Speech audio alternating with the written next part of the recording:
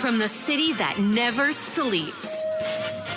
17 miles from Madison Square Garden, New York City. It's America at Night with Rich Valdez. America's favorite late-night talk program, featuring interesting guests from around the world and calls from across America. And now, here is your host, Rich Valdez.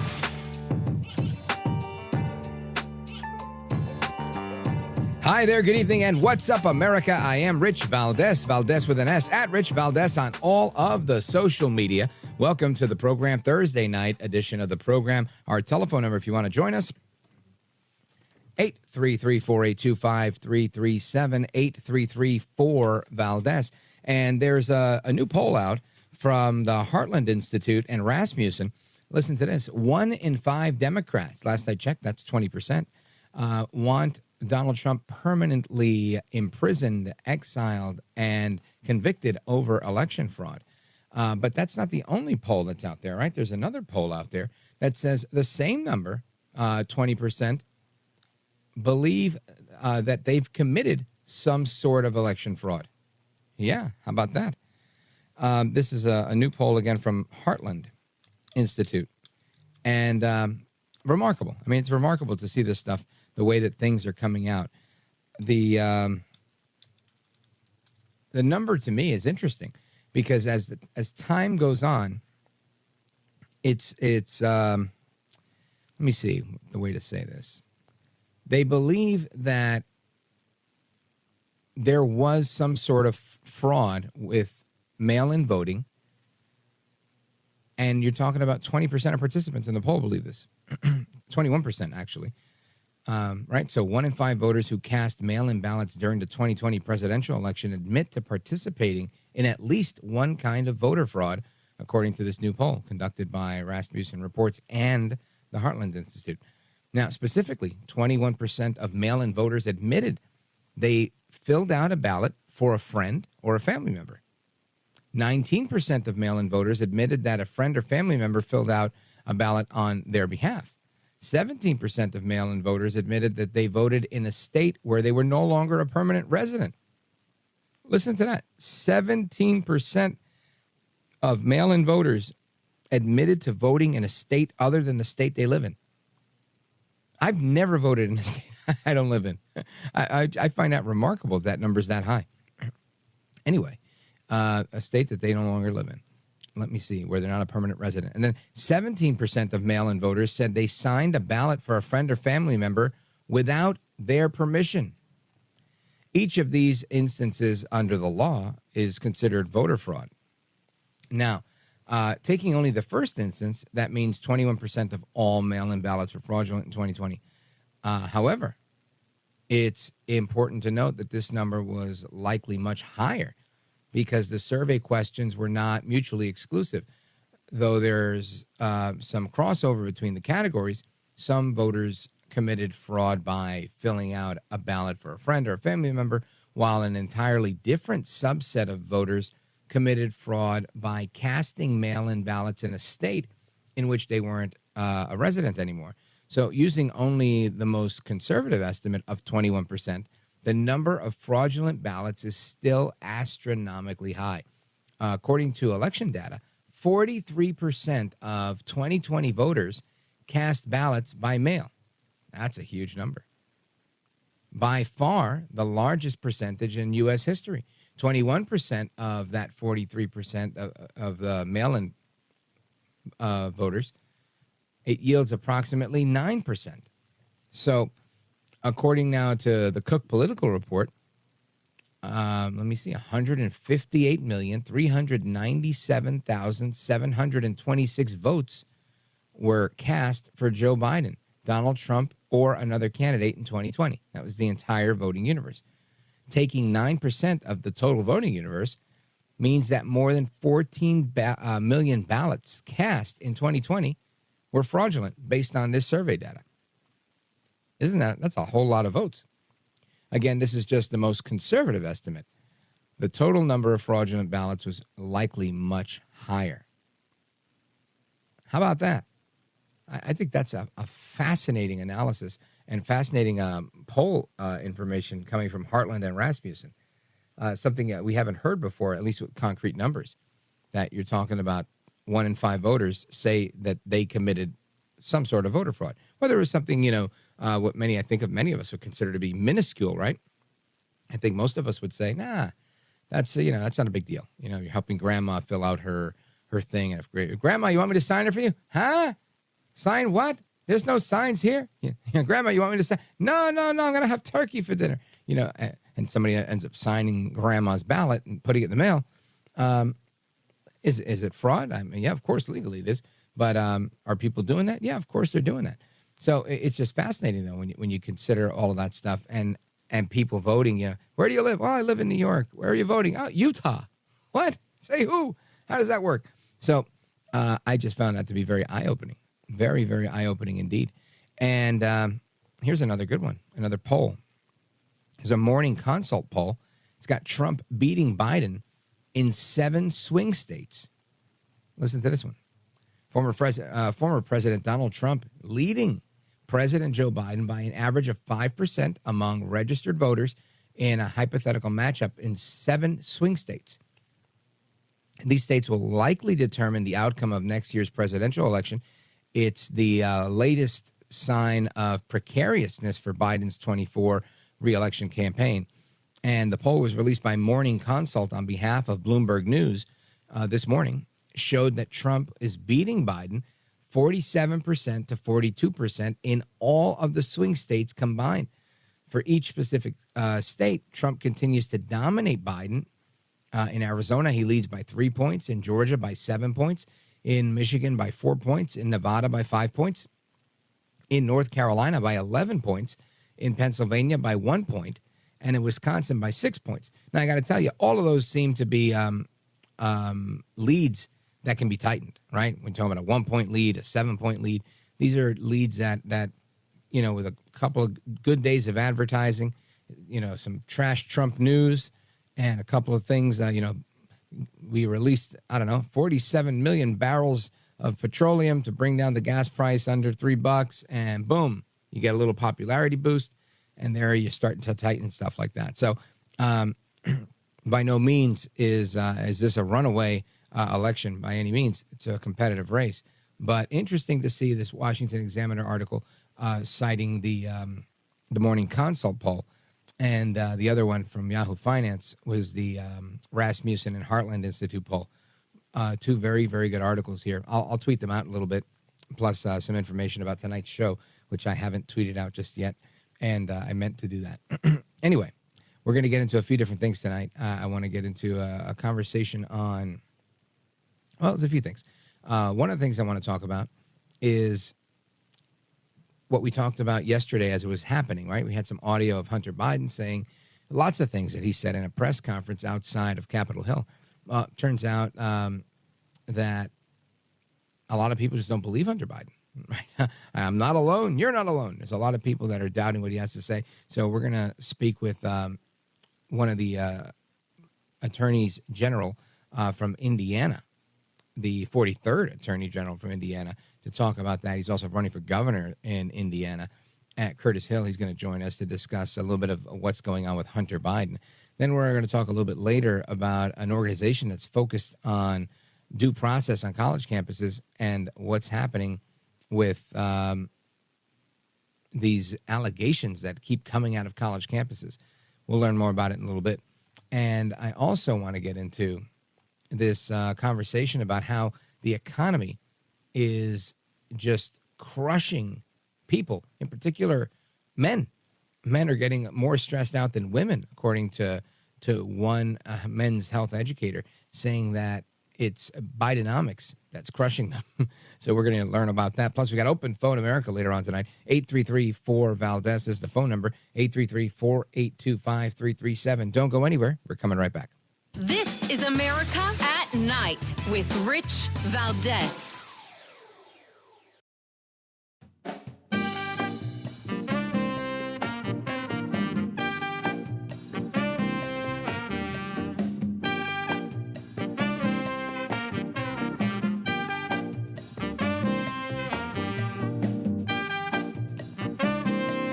Well, thank you, Rich, and thank you for everything. I know you very well, and I listen, but I have a lot of people that listen, and they love your show, and I appreciate it very much. America at Night with Rich Valdez.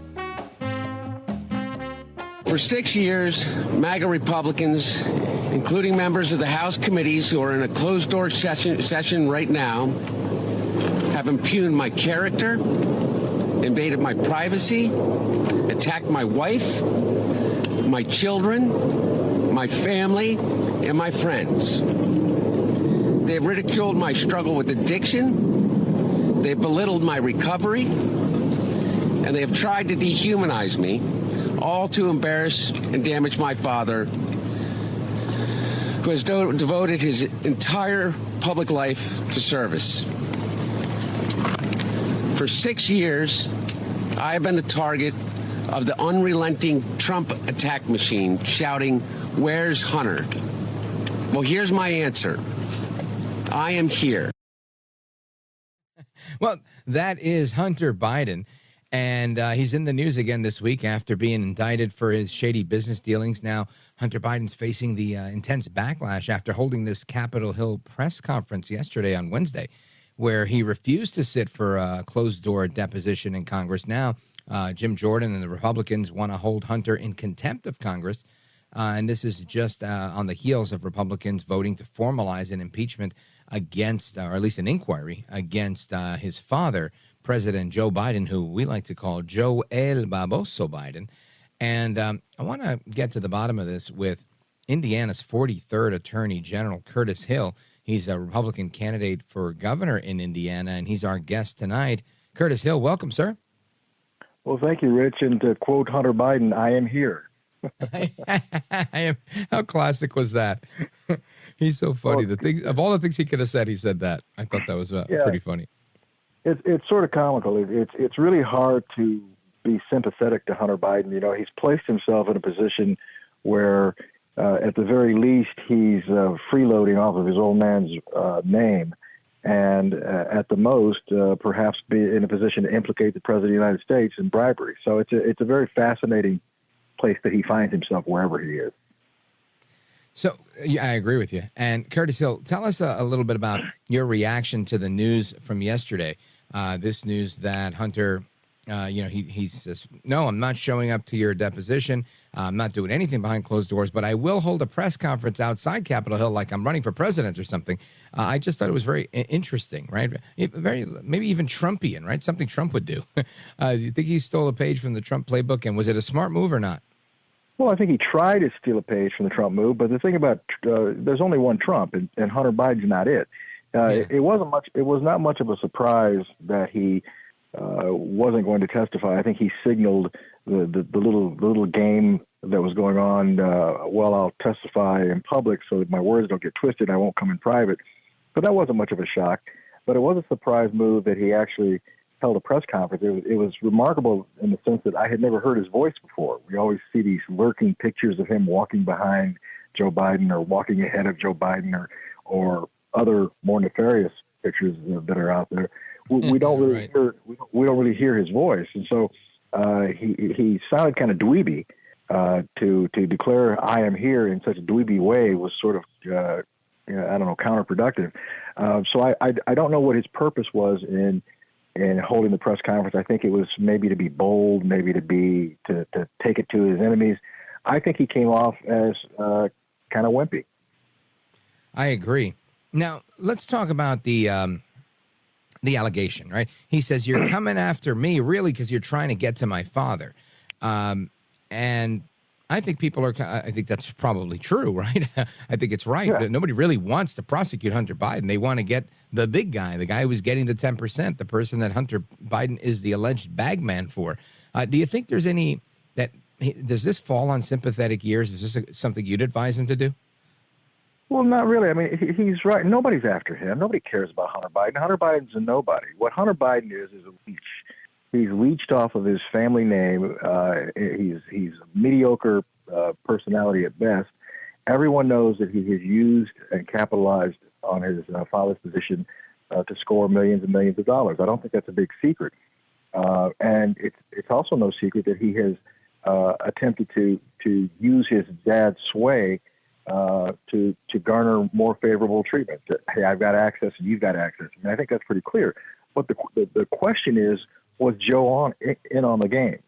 There's definitely a game being played. Was Joe in on it, or was this Hunter big dogging it, making everyone think that he had his father's ear and he could put the business on? And that's really what we want to find out. Is Hunter Biden a shill for Joe Biden, or is Hunter Biden just a small-timer kid who's taking advantage of his name? But the American people deserve to know that, because Hunter's own acknowledgments have been that he's holding pieces of the action for the big guy, that his father is here, his father will be disappointed. He's been making those representations himself. And if that's true, that's corruption at the highest levels, and we need to know that and ferret that out. Folks, we're on with Curtis Hill, Indiana's 43rd Attorney General. Now, Curtis Hill, let's talk a little bit about the charges, right? Because he just got 9 new federal charges that stemmed from taxes, and they didn't touch on the Foreign Agent Registration Act. Do you think that there's a possibility that they're leaving that open to come after him that way, or do you think that this is just them saying, look, we're going to try and make it look like we're really going after Hunter just the same way we're going after Trump, but we're not really going to go after Hunter, but yes, we're really going to go after Trump? You know, Rich, that's the point. It's hard to say what the federal prosecutors are doing. You go back to the summer and this mystery deal that really no one knew what was going on, and all of a sudden he gets this sweetheart deal where he's going to admit to a couple of misdemeanors, no jail time, pay the money back, blah, blah, blah. Everyone smelled a rat on that. So the deal went away. And it only went away because a judge just asked some fairly routine questions. It didn't take a great deal of really serious digging to see that this was really a problematic deal. A few months go past, and we're back in with the same people, and all of a sudden they make a federal case out of it. They're going to charge him with all of these additional crimes. And so the question is, which one was the way that the federal prosecutor was thinking? Was he originally thinking this wasn't a big deal? Now is he thinking that it's a big deal? What's changed? So it's hard to say. Are they really going after him to make an example of him, or are they pretending to go after him to provide cover for the family? It's really hard to say. I know that I've seen reports that former Attorney General, U.S. Attorney General Eric Holder, and other Democrats, other high-placed Democrats, are saying that this is all about politics. That if in the ordinary circumstance of a similarly situated person, they wouldn't be facing federal charges. And I think that's really fascinating to me. If you're telling me that you can evade taxes to the tune of $1.4 million, and the ordinary response by the federal government is a pass, we don't pursue those types of cases. Well, that tells me that those 87,000 IRS agents aren't necessary. Right. Who needs them? We're going to prosecute nothing anyway. Folks, we're on with Curtis Hill. He's the 43rd Attorney General of the state of Indiana, and he's a Republican candidate for governor in Indiana as well. We're going to continue with him straight ahead, discussing Hunter Biden and your calls and more coming up later. Don't go anywhere. I'm Rich Valdez.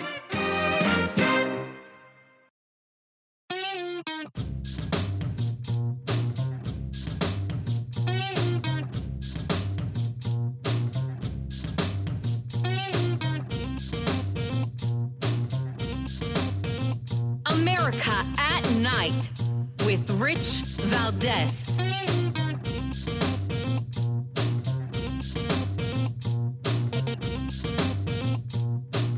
There is no fairness or decency in what these Republicans are doing. They have lied over and over about every aspect of my personal and professional life. So much so that their lies have become the false facts believed by too many people. No matter how many times it is debunked, they continue to insist that my father's support of Ukraine against Russia is the result of a non-existent bribe. They displayed naked photos of me during an oversight hearing. and they have taken the light of my dad's love, the light of my dad's love for me, and presented it as darkness. They have no shame. So there you go. You got Hunter Biden saying that, you know what? They showed naked pictures of him. This has nothing to do with him posting these naked pictures to his iCloud and then giving the computer to the fix-it shop and leaving it there forever. And just the whole idea behind that is just, how it's somebody else's fault is funny to me. But I want to get to the legal aspect of this. And we're on with Curtis Hill. He's Indiana's 43rd Attorney General, and he's also a candidate for governor in Indiana. Curtis Hill, what do you make of Hunter Biden's claims that the Republicans are just being mean because they're putting out naked pictures of him? Well, as I say, it's hard to be sympathetic with him. I think there's very little question that there's a problem with his taxes. There's a problem with the amount of monies that he's made, and how convenient it is that he's got these business dealings with Ukraine. And we've seen certainly images of his father being very, very braggadocious about getting the Ukraine prosecutor fired. There's all of these connections. Now they might go into dead ends, but there certainly is a whole lot of smoke in this area. And I don't think this is a situation where poor Hunter has been being misunderstood. I mean, ordinarily you would say that, and I would say that the children of the president or political figures should be left out of the equation, but not when they're part of the game. And Hunter Biden has chosen to be a part of the game. He has chosen to be close to his father. He's chosen to engage in business transactions on an international level when his father was in power. And those relationships deserve to be scrutinized, because those relationships could very well be detrimental to the safety and security of the United States of America. Yeah, it makes a lot of sense to me. And I want you to stand by for just a second, Curtis Hill, General Hill, because we've got Merle. Merle's calling from College Springs, Iowa, on KMA with a question for you about Hunter Biden. Merle, go right ahead. You're on with former Indiana Attorney General Curtis Hill. Go right ahead. Thank you, Mr. Valdez. Appreciate you. Yes, sir. Your guest, this stuff with Hunter, or I call him Doobie Hunter, talking all about how he's being crybabied and put under scrutiny by the Republicans. What did they do to Donald J. Trump more than 2 years before he was ever elected to the presidency? I mean, what the Democrats have done just exactly the same thing to Donald Trump and his family and everything else concerning Donald Trump. So how come they're crybabying now? That's a good point. Well, I would even submit that they've done worse. I mean, they've actually made things up on Donald Trump. They went after him and suggested that there was Russian collusion and insisted on that. And of course, it's been proven that there was absolutely no Russian collusion. But that was a foregone conclusion. What was it? So-called 17 different investigative agencies supposedly confirmed it. I mean, what they've done to Trump is far worse than what they've done with Biden. There certainly are kernels of truth and evidence along the way of Hunter Biden's ill activity contrary to Trump. So yeah, I would say that it's been even more harsh with respect to the treatment of the president. Yeah, I think that makes a lot of sense. Thank you for your call, Merle. And that to me is the crux of all of this, right? How rich it is that Hunter Biden has clearly done things that Trump hasn't done anything with guns, right? Hunter Biden has a gun charge. Meanwhile, they've got four open indictments against Trump for, I think it's 91 felony counts that equal 400 years in jail. And I find it just remarkable, honestly, just absolutely remarkable that people don't make that juxtaposition. Do you think it's just me and my partisanship, my appreciation for Trump policies, or is it something more, like people just don't care about the double standard in justice? Well, we're seeing a double standard, a two-tiered system of justice that's very, very real. And the people who don't care are the people who are perpetrating it. I certainly care. I've been in the justice system my entire career, and the manipulation of justice that we're seeing at the federal level, at the local level. It's being done by local school boards, for crying out loud, in terms of censorship and shutting people down and shutting out the public.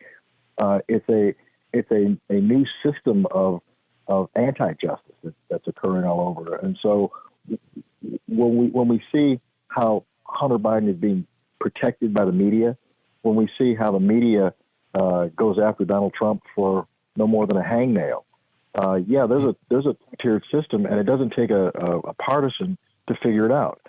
If you're a Democrat, if you are woke, if you're liberal, if you have any one of a number of leftist viewpoints, you're getting protected. You're getting shaded. If you're a conservative, you're not, and you're being.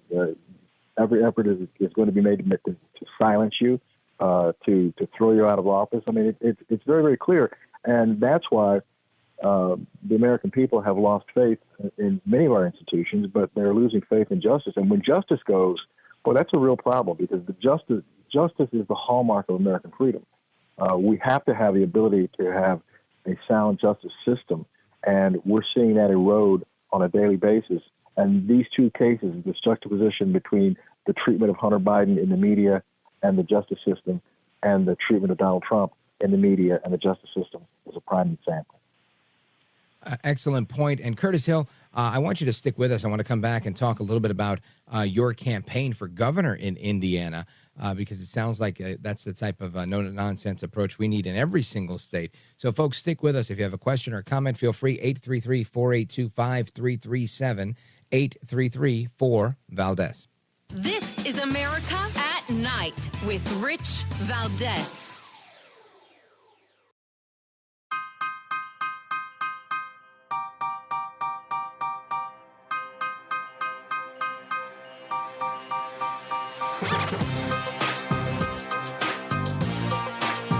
This is America at Night with Rich Valdez. All right, America, welcome back. And we're on with Curtis Hill, former Indiana Attorney General. He's a Republican candidate for governor in Indiana. And Curtis Hill, Matt, near Morehead City, North Carolina, calling us on WTKF, has a quick question for you. Matt, go right ahead. You're on with Attorney General Curtis Hill. Hello, Rich and Curtis Hill. How you doing? Good. Both my company and my other brother have an opinion that the investigation into Joe Biden and Hunter Biden will go nowhere, just like the Mueller report. What's your opinion? General? Well, it really depends on who sees it. I mean, it's really a matter of what should happen and what will happen. What should happen, it should be a fairly straightforward investigation of Hunter Biden.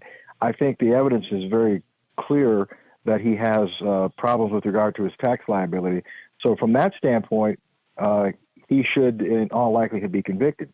The issue of implicating his father is a whole other matter. My guess is that Hunter Biden and his lawyers are going to do everything they can, and as evidenced by the press conference today, to shield or insulate Joe Biden from any damage. I think that Hunter Biden will say, yes, I pumped up and said a bunch of comments suggesting that my father was involved, but that was just me pumping up a lot of hot air. My dad was never involved. He had nothing to do with it. And so I predict that that's where Biden will be with regard to his case. So he will suffer a conviction or a series of convictions for his tax liability. But as we already indicated, nobody really cares what happens to him. We think he should be held accountable. I certainly think he should be held accountable. But the real prize here is there enough information? Is there sufficient evidence to nail Joe Biden for corruption? All right. Thank you for that insight, and appreciate it, Matt. Curtis Hill, tell us about your campaign for governor in Indiana. Obviously, lots of people run for governor for different reasons, but what was your reason? Why does Indiana need you right now? Well, we've got a divided nation. We're at a crossroads in our country, and we're at a crossroads in our state. Our state is a red state, a supermajority, and yet we see the dangers of the manipulation of justice and the weaponization of race, just like the rest of the country. And we also see the problem with the sexualization of children. We're seeing an assault on absolute truth. And while we expect that in some of the blue states, the fact that it's creeping into our red states in a state like Indiana is nothing that we should turn our backs at. So I've stepped into the breach because I believe firmly in the truth. I believe firmly in liberty and freedom, and I'm prepared to continue to fight and defend freedom as governor, just like I did as Attorney General. I know the stakes are high in every election, but what's the downside here if a Republican like you doesn't get elected in Indiana? What happens? Well, through the pandemic, we've seen a series of things that are happening. We've seen censorship and the loss of free speech at an all-time high. We've seen the attack on religious liberty. We're seeing a complete erosion of our American standards. We're seeing radical gender ideology taking over and taking control. And so it's more important for many people to get pronouns right than it is to be right about the issues and be right about their faith. We're losing the integrity of our community. So this is the time that we have to stand up and turn things around in our country. Crime is out of control. We're not going to get crime back into control until we start speaking the truth about why crime occurs.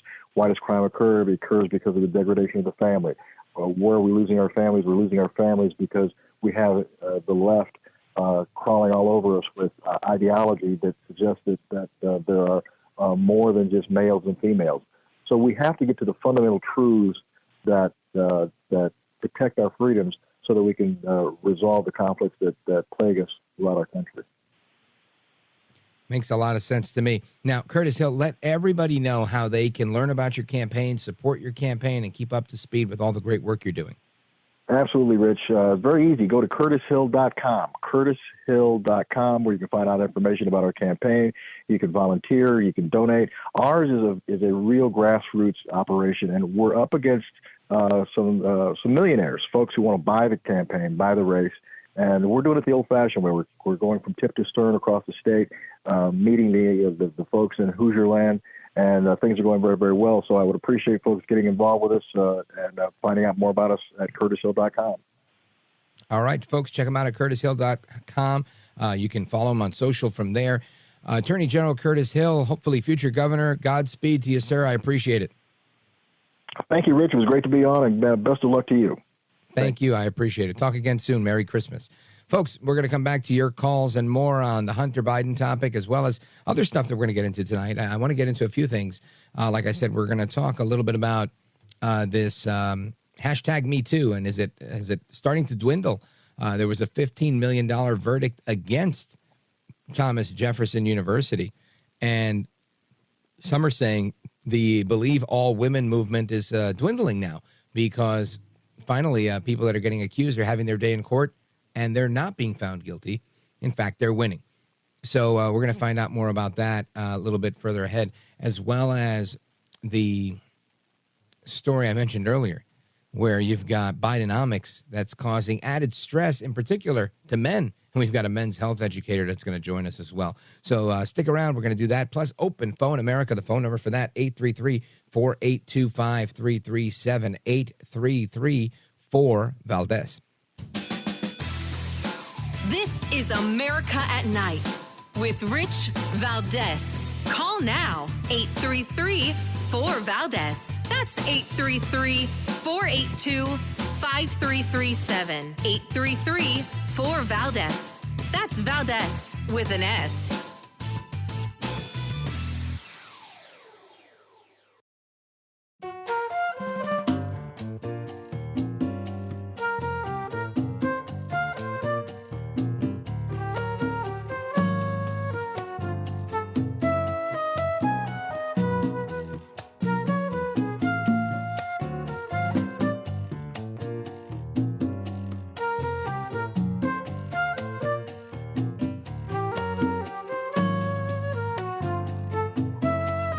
America at Night with Rich Valdez. All right, America, welcome back, amigos. And listen, familia, check it out. If you want to follow what's going on with the show, make sure you check out our social media accounts. Mine are at Rich Valdez with an S on all of the social media. We're putting up all the videos, updates, stuff like that. Last night, Paul, one of our callers, asked me how the trip was over the weekend to the Turning Point event. And got some videos from that event on social media that you'll only be able to see there. And you can see it absolutely free at Rich Valdez with an S on all the social media. And I wanted to also give you our phone number. If you want to join any part of the conversation we're having with our guests, feel free to call 833-482-5337. Now, there's a lot of talk about Hunter Biden, and I think this is going to continue to go on and go on and go on. But ultimately, I think he gets maybe a slap on the wrist, and by that I mean, some sort of reprimand, maybe a judge that yells at him, maybe a Biden yells at him. Somebody gives him a firm talking to, but no jail cell, no real justice. And this reminds me of an ongoing debate that I have with one of my brothers, where he's convinced that there is a shadow government within the military. Now, listen, I don't put anything beyond shadow governments because that stuff happens everywhere you go. People can coalesce in favor of one thing or another. But he's convinced that there are a group of people that are working against Biden on behalf of we the people, that are secretly jailing and conducting military tribunals of civilians, up to and including sentences like the death penalty. And for the sake of not, quote unquote, rocking the boat, people well into their 70s, 80s, and 90s are, quote unquote, put down. And I say, but don't you think when they're 70, 80, or 90, they're just dying of natural causes? And if they're these war criminals that you're saying they are, why didn't we get them 30 years ago? And why not hold them accountable publicly? Oh, you don't understand. This is a military operation. Okay. What kind of Kool-Aid are you drinking, sir? Absolutely crazy. I hate those conversations because they dishearten me. And the reason they dishearten me is because I feel like there's not enough critical thinking going on. But of course, those that are having them with me say, you know what, Rich, there's not enough critical thinking going on. You think you got it all figured out. You think everybody's going to follow the rules the way you're supposed to. So it's a circuitous debate, an exercise in futility. It doesn't go anywhere. And I bring all that up because I think we have to take things for what they are, right? We have to. If we're going to live in a world where we're going to doubt every single thing, and you can doubt it. Listen, I doubt lots of things. A healthy dose of skepticism is a good thing. But if you're going to literally live a life where you're like, oh, looks like a cloudy day. No, it's not really a cloudy day. They must be really at it with those invisible planes putting up those contrails and those chemtrails. Oh, yeah. It's not even clouds. It's probably a sun up there. We just can't see it.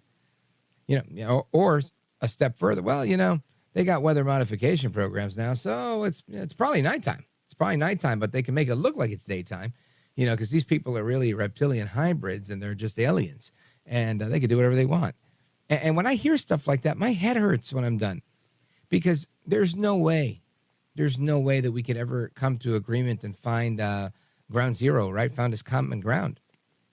How can we? Am I going to agree with you and defy all logic, truth, and things that we can prove? And then you're going to say, well, of course you can't prove it because the media, the left, the aliens, the bad guys, the reptilians, they control Google, they control Wikipedia, they control everything. So then how do we have a conversation when we can't agree on what truth is? Now, those are extreme examples with people that are, sometimes right, sometimes wrong, but otherwise in love with conspiracies. But it still doesn't change the fact that we have to be able to get along. So we have to agree on what the truth is. Anyway, folks, we're coming right back with your calls and more. Let me know what you think. I'm Rich Valdez.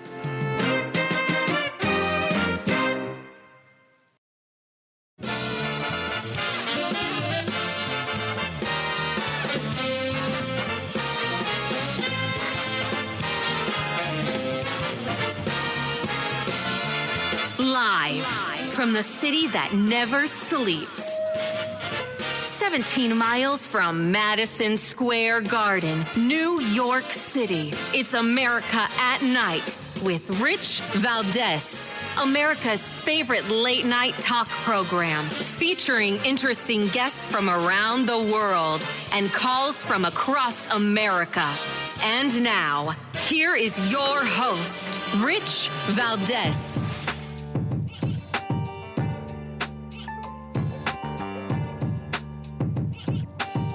Hi there, good evening, and what's up, America? I am Rich Valdez, Valdez with an S, at Rich Valdez on all of the social media. And welcome back. It's hour number 2 of our Thursday night program. Our telephone number, if you want to join us on our late night national town hall conversation, give us a call, 833-482-5337, 833-4-VALDEZ. And again, just a couple of things I want to reiterate, some headlines. The Morning Consult poll has Trump crushing Biden in 7 swing states. Then there's another poll out that says 20% of ballots cast in 2020 were fraudulent. And they suggest that's a very conservative number. We explained that in the first hour. If you missed it, check it out on the website, Rich Valdez, AmericaAtNight.com. You can hear any part of the show if you've missed it. And a couple of other things here. You've got let's see. This is the House passed $866 billion defense bill, including an extension of the controversial surveillance package. We'll talk about that at the top of the next hour. And let's see, leaders in the House of Representatives say the Republicans are now in the strongest position they've been in to hold Biden accountable after approving the impeachment inquiry just yesterday. So that's some of what's going on at the national level. Then we move to something that had a national impact a while back. But this story is coming out of Philadelphia. A jury told Thomas Jefferson, right? Is that what is the school here? That's what I'm talking about? Yep, Thomas Jefferson University. I was going to say Thomas Jefferson College, to pay up to $15 million to a former surgeon in a sex discrimination case. Now, this is interesting because my question is, does this signal a change in the tide, right? This federal jury awarded millions of dollars to a former Rothman orthopedic surgeon after agreeing that the university discriminated against him because he is male. And this has a lot to do with, I guess the roots of this stem from the Believe All Women campaign, which came subsequently after the hashtag Me Too movement. And all of these, I think, have been short-lived, and I'm glad it's seemingly short-lived, and I'm glad that they are, because nothing that's dishonest should persist, right? It shouldn't thrive. It shouldn't last, because obviously it brings nothing of benefit to we the people, to the public, to the body politic, to anybody involved. So I want to get into this case a little bit. This again, is published just a couple of days ago in the Philadelphia Inquirer. And somebody who's up to speed on it is Edward Bartlett. He's the founder of SAVE. It's an organization that's focused on fairness and due process on college campuses. Edward Bartlett, welcome to the program, sir. Hey, Rich, good to chat with you. Likewise, sir. I'm looking forward to it. Maybe you could walk us through a little bit of the background of this situation so that the listeners can have a little bit of the backstory, and then they could, kind of understand and grasp how big of a deal this is. Yeah, so what we're talking about is a jury verdict that happened on Monday. The jury decided that Thomas Jefferson Hospital had to shell out $15 million to the surgeon who used to work there because he had been falsely accused. Not only that, the university failed to conduct any investigation, even though he actually made a report very early after the incident that he had been sexually assaulted by a female.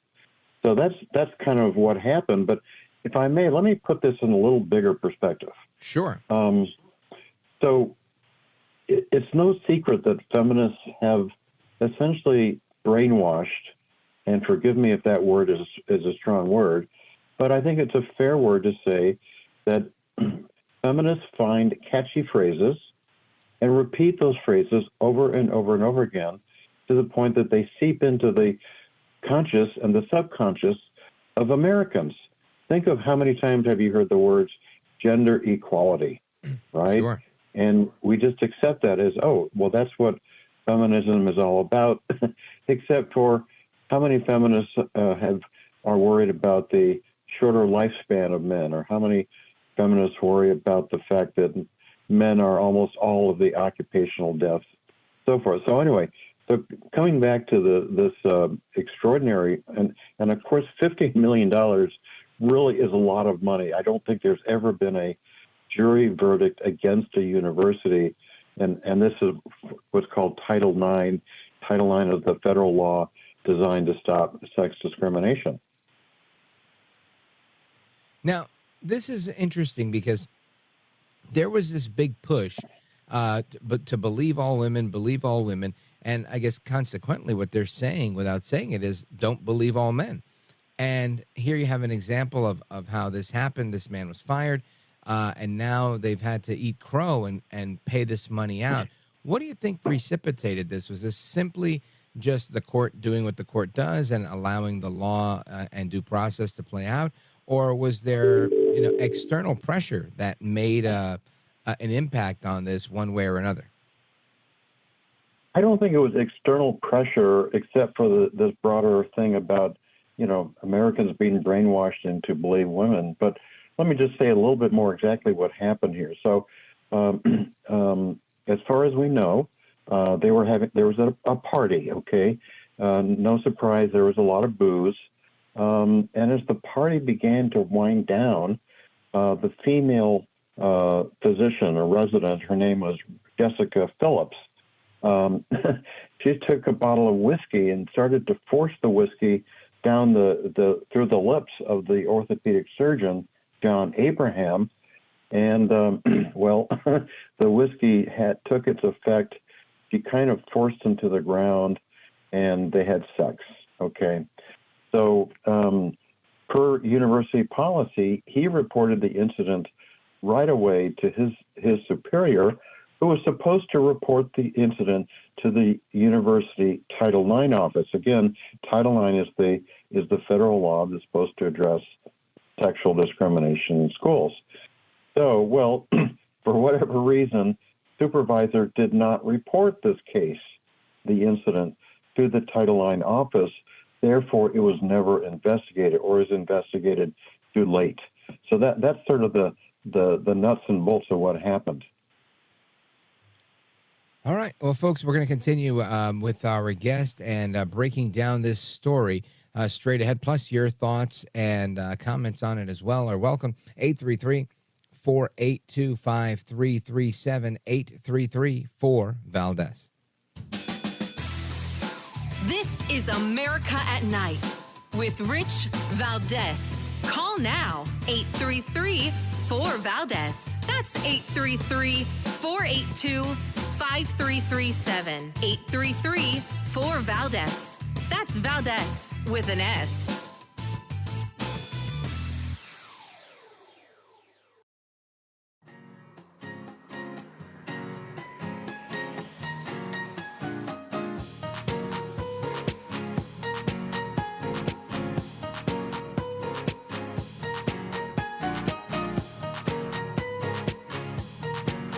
This is America.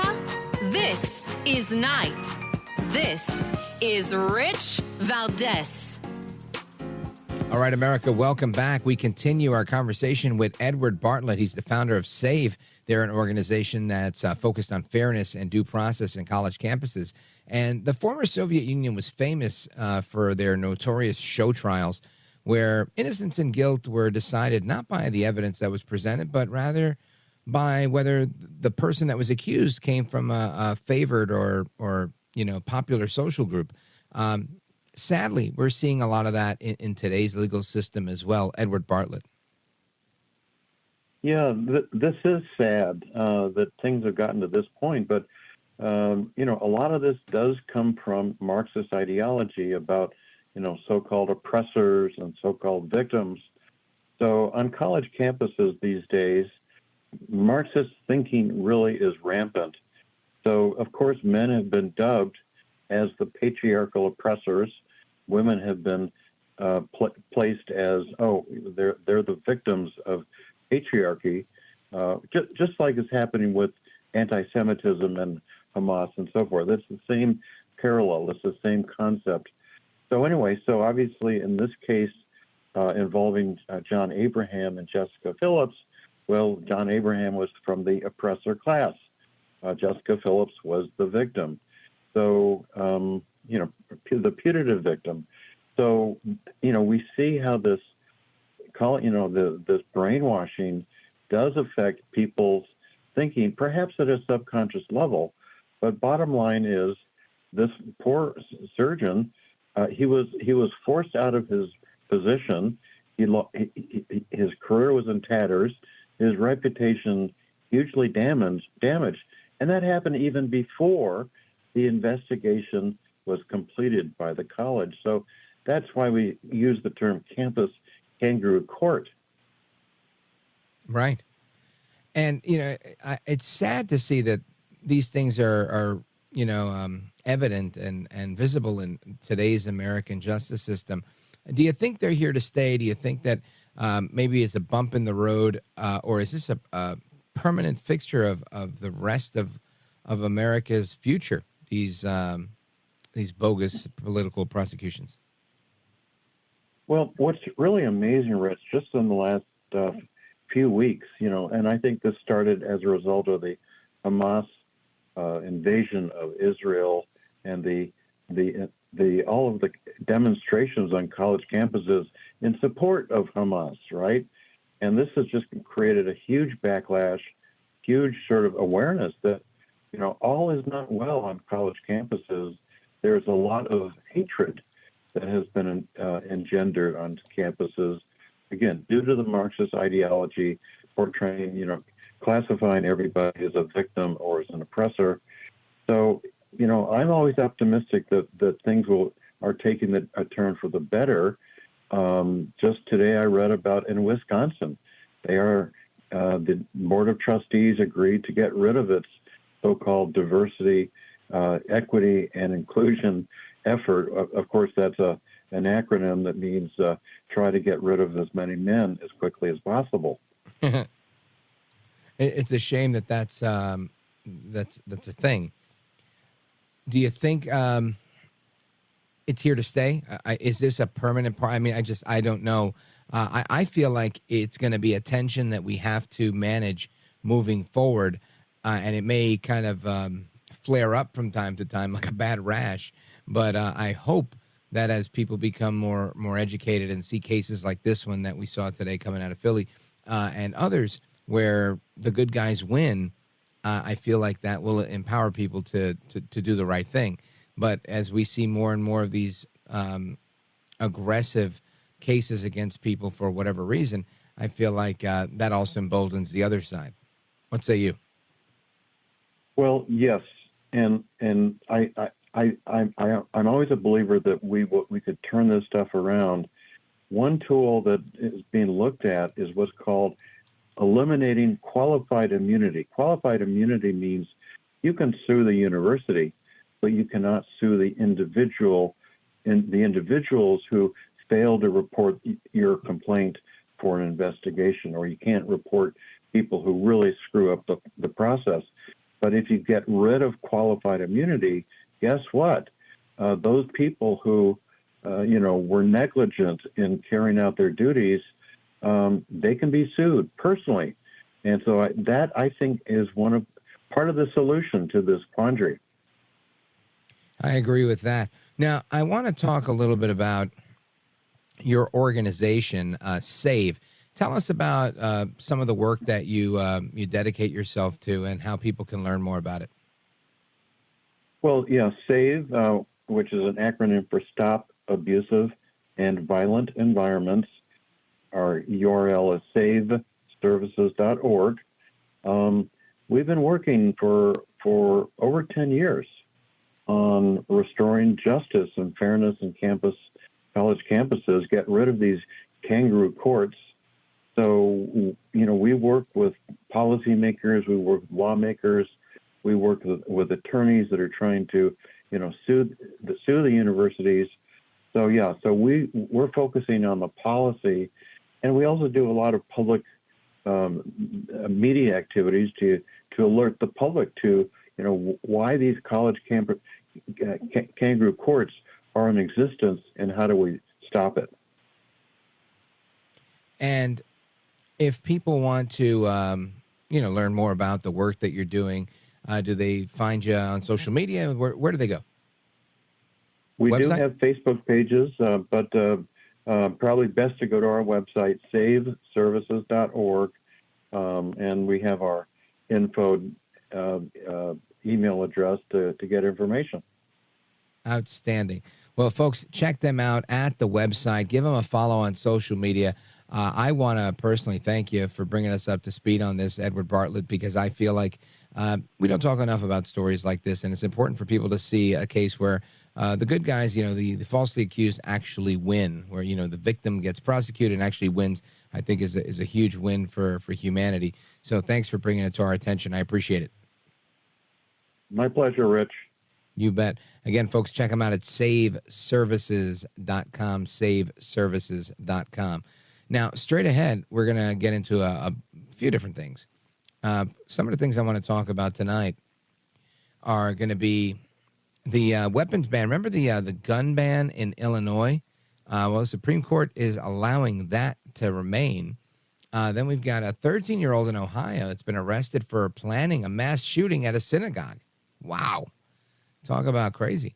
Let's see. Biden's getting a boost in his campaign fundraising after the talk of impeachment. That's same thing that happened to Trump. So it seems like it's a similar phenomenon there. And a mom who caught her son fooling around with a teacher, she found this out, keeping tabs on him through a tracking app. We'll talk about that at the top of the next hour. Let me see what else we got here. Some faith leaders have denounced the proposed Satan Club at a Tennessee middle school. Oh, good. That's what they're supposed to do. I'm sorry, elementary school, even worse.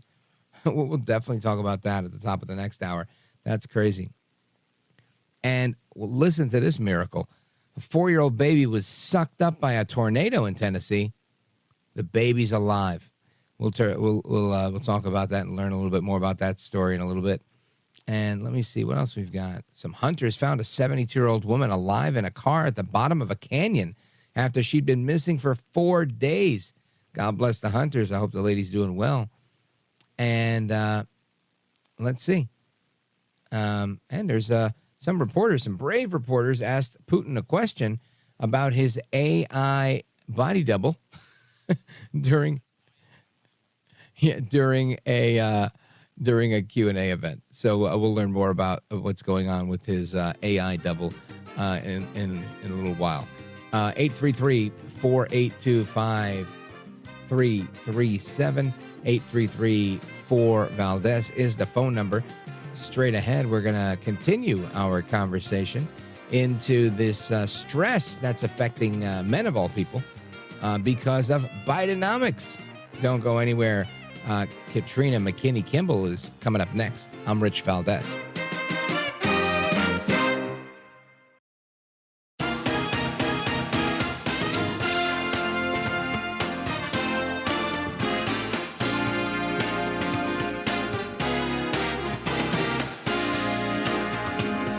America at Night with Rich Valdez.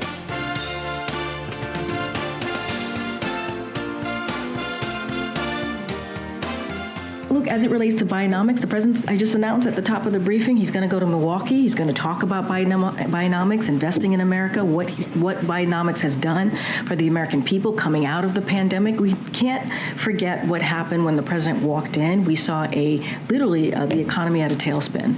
And so the president has been working middle class from the bottom up, middle out, and that's what you've seen him do.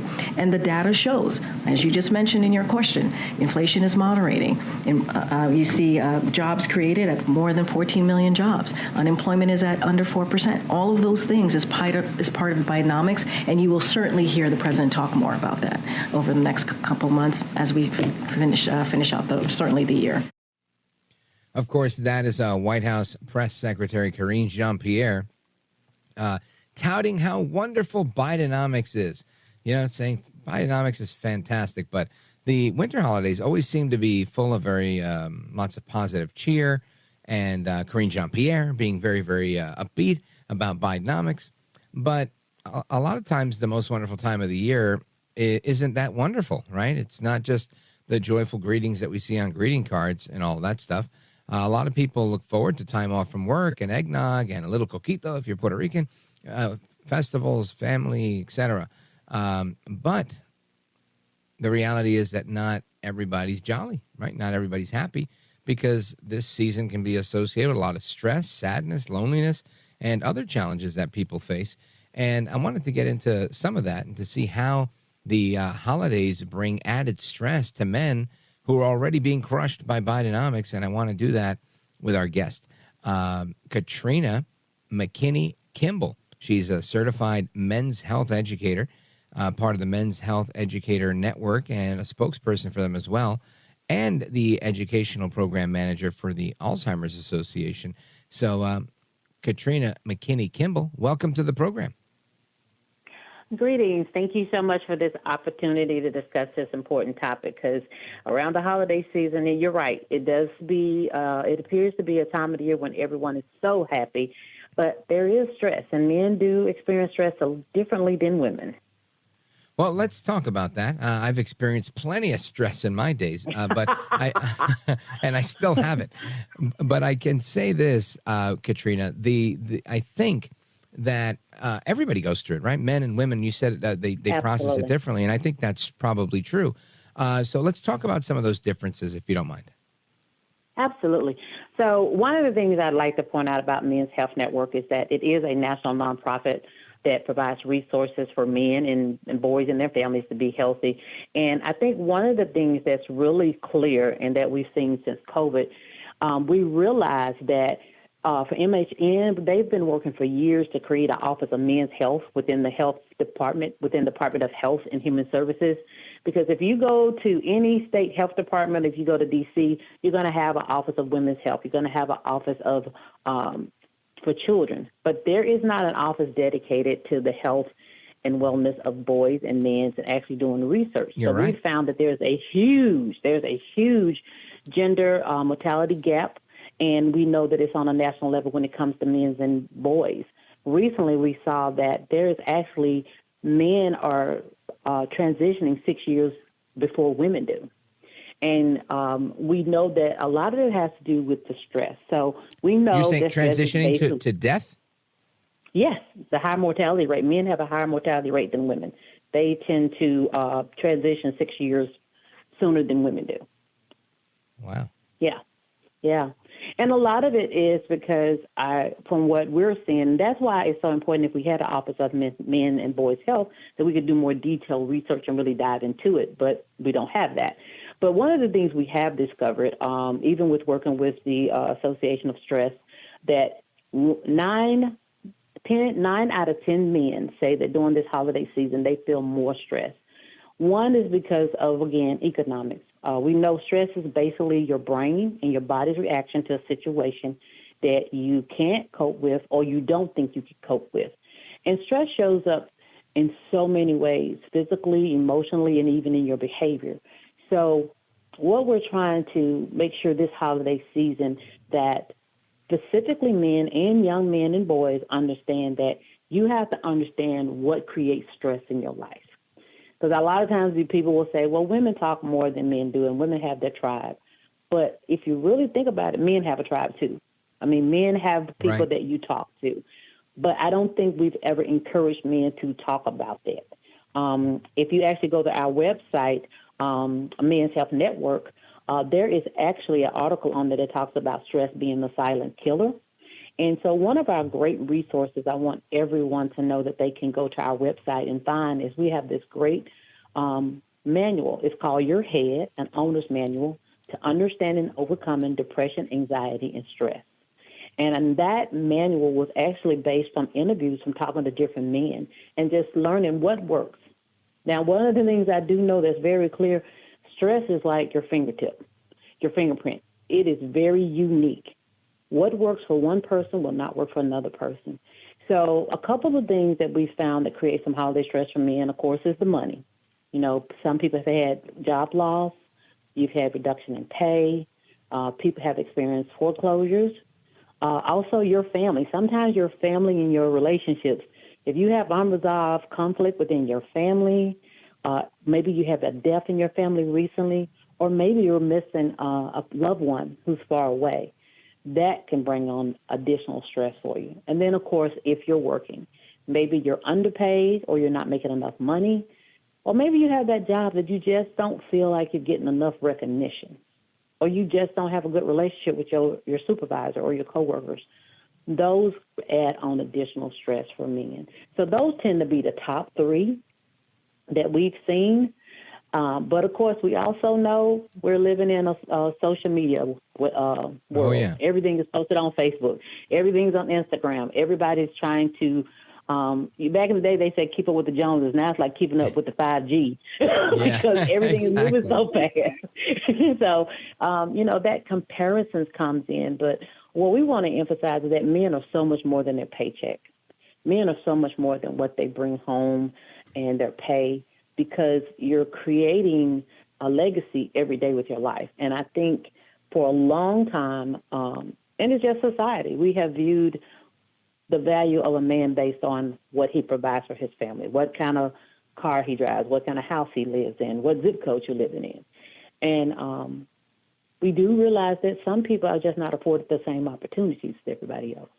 But what we're encouraging during this holiday season is that, one, just step back, take a break, step back and just go, okay, this is my situation, and then try to navigate it to the best of your abilities. And I think we have failed at times with promoting and encouraging men and young boys that there's so much more than just a material thing. So that's why we created that resource about your head as your owner's manual, and really getting men and young men to think about your thought processes and how do you view yourself in this world versus what people tell you you're worth.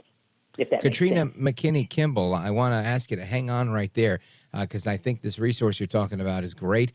And I love the idea that men are a lot more than, everything they provide. It sounds like you're saying men are people, and we need to remain cognizant of that.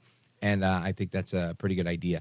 So we're going to stick around and continue this conversation and learn a little bit more about this resource when we come back. The phone number, folks, if you want to join in or ask a question of our guest, Katrina McKinney-Kimble, give us a call, 833-482-5337, 833-4-VALDEZ. This is America at Night with Rich Valdez. Call now, 833-4-VALDEZ. That's 833-482-5337, 833-4-VALDEZ. That's Valdez with an S.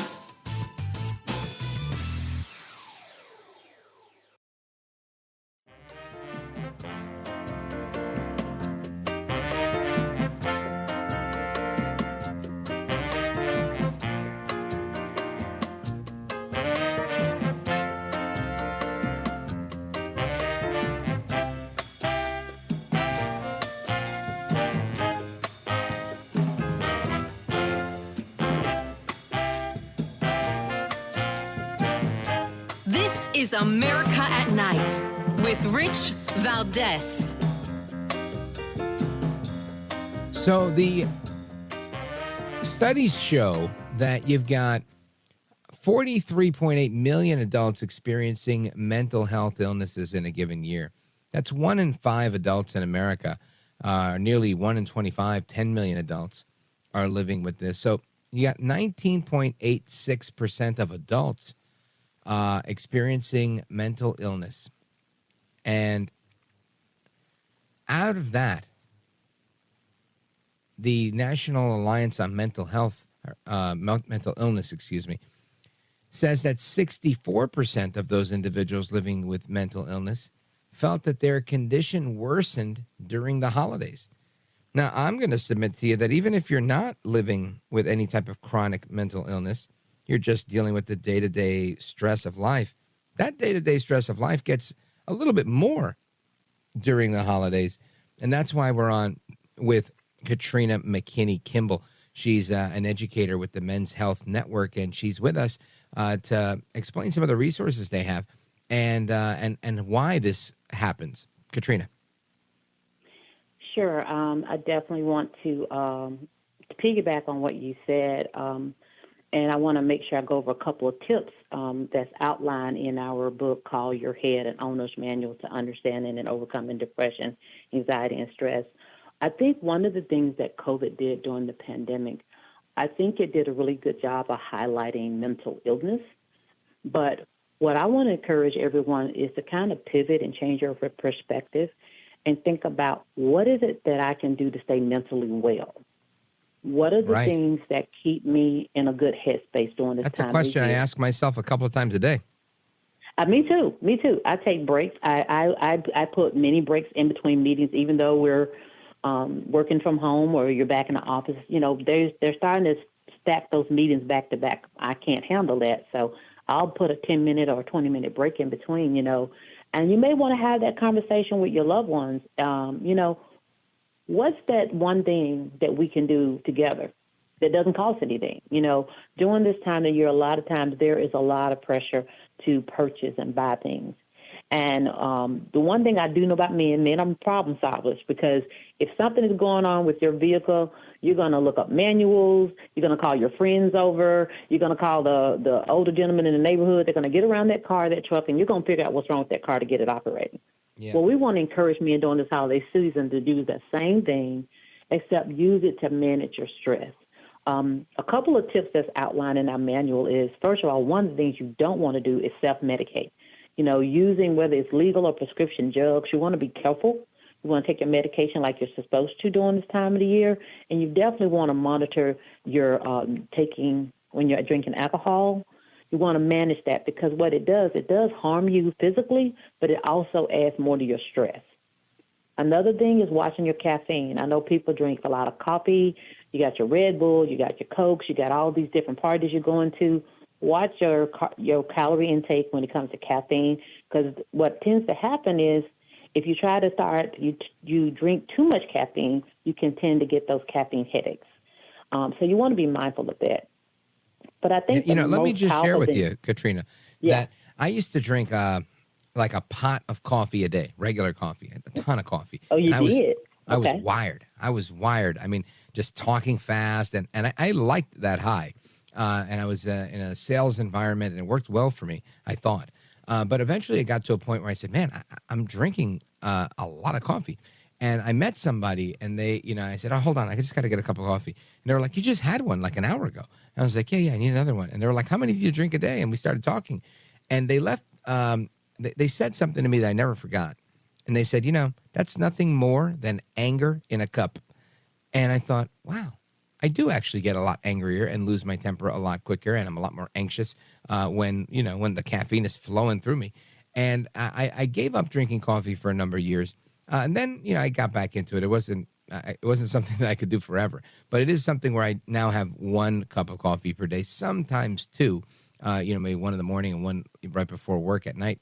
But very interesting that you mentioned caffeine intake, because I can tell you when I was a younger man, I had very little sensitivity to caffeine. But now, after 40, I can tell you I can have a little bit of coffee and it goes a long way. It keeps me up. It makes me irritable. So very, very good advice. I want to piggyback on two things you just said. One, you said when someone brought it to your attention. And that's one of the key things too during this holiday season. You have to acknowledge what is creating the stress for yourself. And how you're going to do that, you're going to ask yourself two simple questions.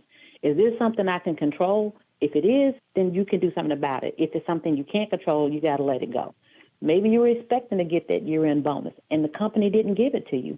You getting angry, you getting frustrated, lashing out at your family and friends is not going to change the fact that you didn't get the year-end bonus.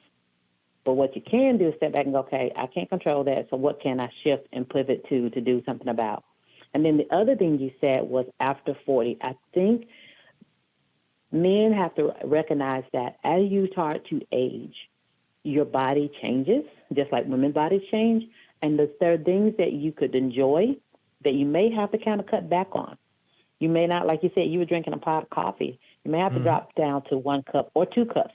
Maybe you were getting up, going and getting those Red Bulls and getting a shot of espresso, and that's just making your heart race like crazy. You may not be able to do that anymore. So just acknowledging where you are. And I love the fact you said that person brought it to your attention. That's a really important part of dealing with all this holiday stress, you got to have people around you and people in your circle that can be honest with you. Yeah, and most people that have any type of women in their lives, women are always happy to point things out. And not just women, you know, I tell people, you got to find you a confidant. I have 2 sons, and I tell my sons all the time, if you don't want to talk to me, go back, find someone. Like my oldest son goes back, talk to his high school coach. He's like, I can tell him anything. You got to have somebody in your corner that you can talk to and that you can problem solve and just be honest with. And it may be your old football coach. It may be if you're walking in a faith, it may be your faith leader, or it may be someone in your community. But I also try to encourage men to go outside their zip code. Oh, well, hold that thought for a second. I don't want to cut you short on that one, but we got to take a quick pause, and we're coming right back with Men's Health Network educator Katrina McKinney-Kimble talking about how to deal with some of the holiday stress that's out there, whether it's from Bidenomics or anything else. Don't move a muscle. This is America at Night with Rich Valdez.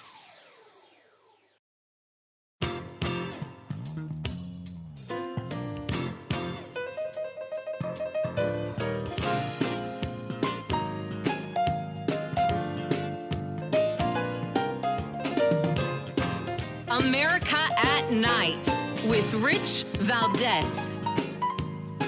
All right, familia, welcome back, amigos. We're talking about stress, how men handle stress, what men need to know. And if you're a woman and you identify as a woman, great. If you're a woman and identifying as a man, pay attention. If you're a man and identify as a man, pay attention. And even if you don't, you may know somebody who does, and you can help them out with this advice. Folks, we are on with Men's Health Network educator Katrina McKinney-Kimble. And we've been talking about some of the resources that the network has, as well as really just dealing with stress during the holidays. These feelings are exacerbated during the holidays. And I can tell you, I've been through that a ton of time. I'm going through it now. Just for like stuff I have to do around my house that I know I'm going to be off for some days during Christmas. And instead of relaxing and doing absolutely nothing, which is what I'd love to do, I'm going to have to like paint a room and just do a bunch of things I don't want to do. And that stresses me out. Anyway, Katrina, welcome back. Let everybody know how they can keep up to speed with the wonderful work that you're doing. We want to check out our website, Men's Health Network. We have a great resource on there called Your Head and Owner's Manual to Understanding and Overcoming Anxiety. And we just want you to check out our website. We're also, you can find what us is on the social website? Media. It's Men's Health Network, ORG. Perfect. So And social media handle? Same thing. You find us at Men's Health Network. Everything is succinct, and you're going to find us under Men's Health Network. Well, outstanding. Thank you for being with us. I appreciate it. Keep up the great work that you're doing for men all across America. Katrina McKinney-Kimble, Men's Health Network. Godspeed to you. Merry Christmas. And folks, we've got Open Phone America coming up straight ahead. Your calls and more. 833-4-VALDEZ, 833-482-5337. Don't go anywhere. I'm Rich Valdez.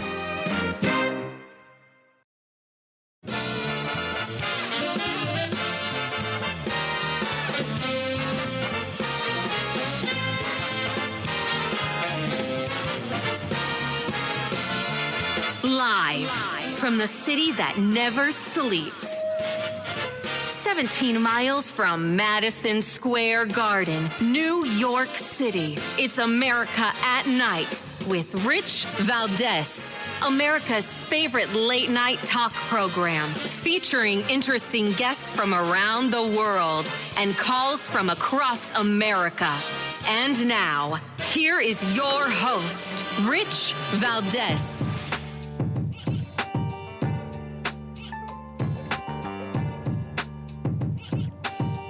Hi there, good evening, and what's up, America? I am Rich Valdez, Valdez with an S, at Rich Valdez on all of the social media. Welcome to hour 3 of the program. If you want to join our late night national town hall conversation, we call it Open Phone America. Feel free to give us a call, 833-482-5337, 833-4-VALDEZ. And we've had some interesting conversations tonight, whether it's the alleged criminality of Hunter Biden, as well as what is going on with the hashtag Me Too movement, and is it coming to an end? And we also talked about how Bidenomics and other stressors are putting a lot of pressure on men, and I think on women, if we're being honest, all across America as we're heading into the holiday season.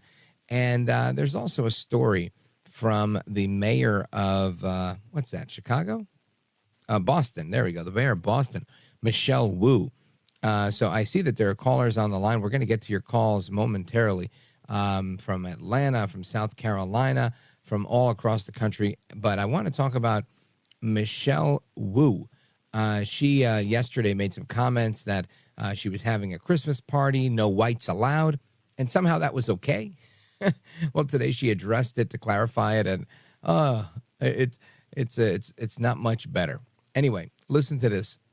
I think we've had individual conversations with everyone so people understand that it was truly just an honest mistake that went out in typing the email field, and I look forward to celebrating with everyone at the holiday parties that we will have besides this one as well. So it is my intention that we can, again, be a city that lives our values and create space for all kinds of communities to come together.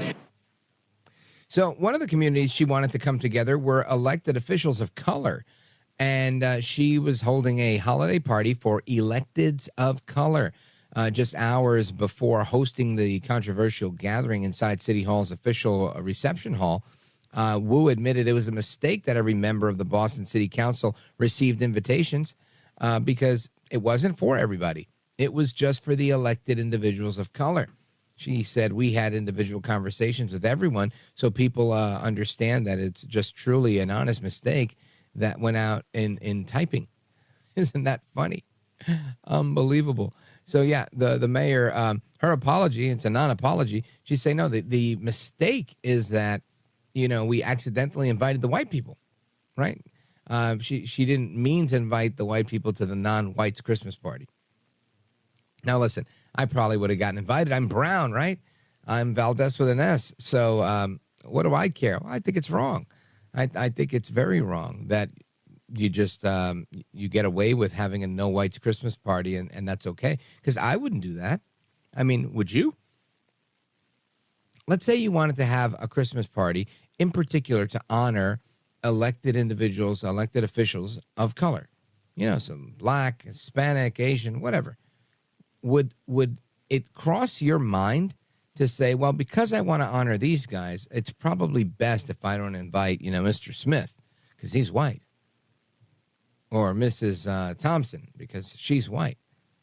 Or do you just invite everybody and still call it the electeds of color, or honoring, elected officials of color? All are welcome. I mean, it's just, why wouldn't it be that way? And then for her to get away with it and say, well, we're trying to have a safe space for everybody in every community, and get away with that it's somehow okay to segregate people as long as, she says it and it sounds cute and flowery and fluffy. I'm not buying it, folks, and you shouldn't either.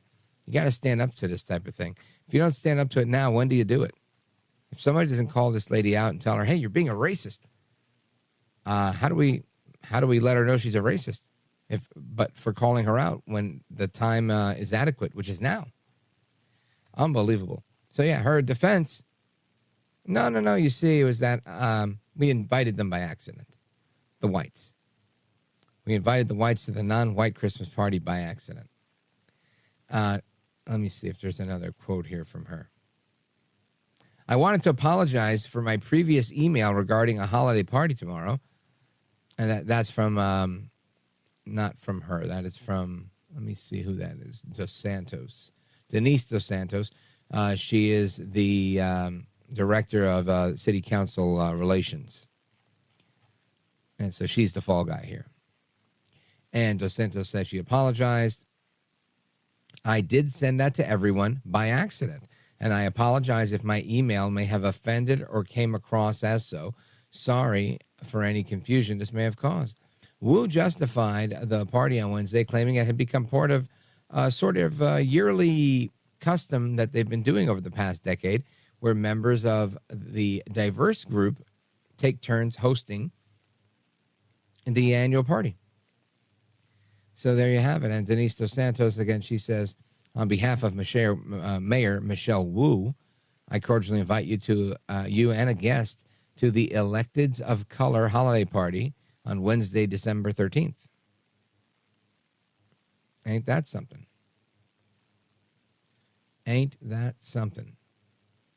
Anyway, we're going to get your thoughts and opinions on this, as well as dealing with stress, Ukraine. What else do we got? Hunter Biden and everything else that's coming our way straight ahead. Of course, our telephone number, 833-482-5337, 833-4-VALDEZ.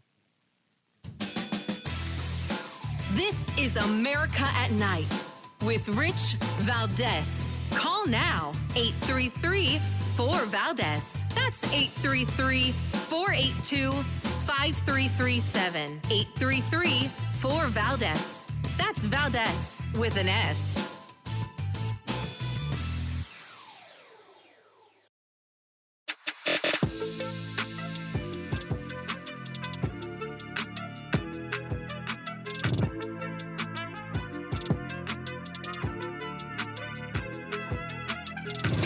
He's brown, he's bald, and he's breaking it down.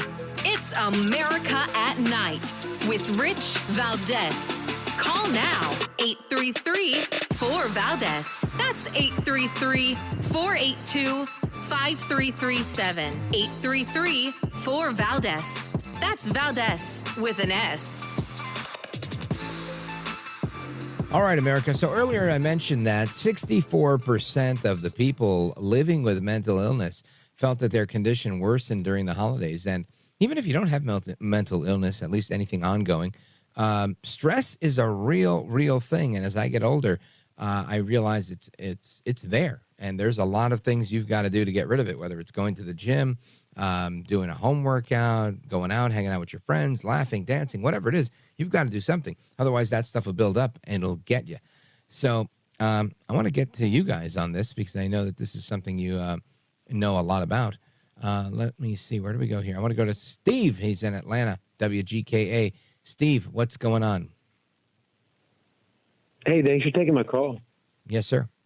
Hey, so was it a representative who did that? Who?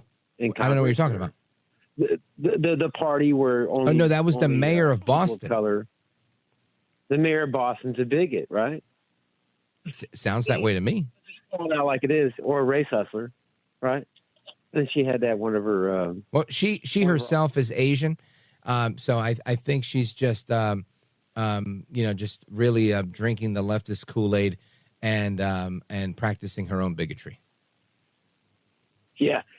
So what are your three most, what are the three things that afflict you as a male? I don't know if there's three. I mean, I think for me, most stress is self-inflicted. It's me worrying way too much about the future and worrying about things that I have zero control over. And I tend to allow those things to get to me a lot. I think about, well, what about we're going to do tomorrow? What about the guest for the second hour? What are we going to do this? And what are we going to do there? And, I spend way too little time in the present and way too much time in the future. And if you give me enough time, I might spend time in the past. And now we got a problem, Houston. So I have three things. Yep.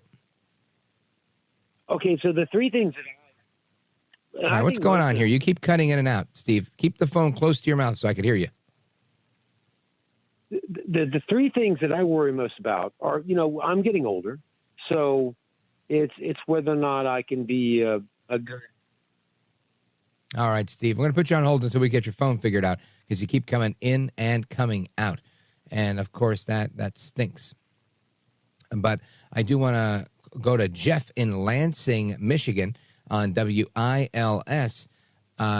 Jeff, go right ahead. Rich Valdez, and I believe that's Valdez with an S, if I'm not mistaken. You've been paying attention. What's up, Jeff? How are you, man? Well, I wanted to talk about that a person that wanted to have the Christmas party, but it was only supposed to be black people. Well, anybody but white, right? It was electeds of color, and that's Mayor Michelle Wu, mayor of Boston. That's fantastic. That's fantastic. And so she had to kind of rescind her.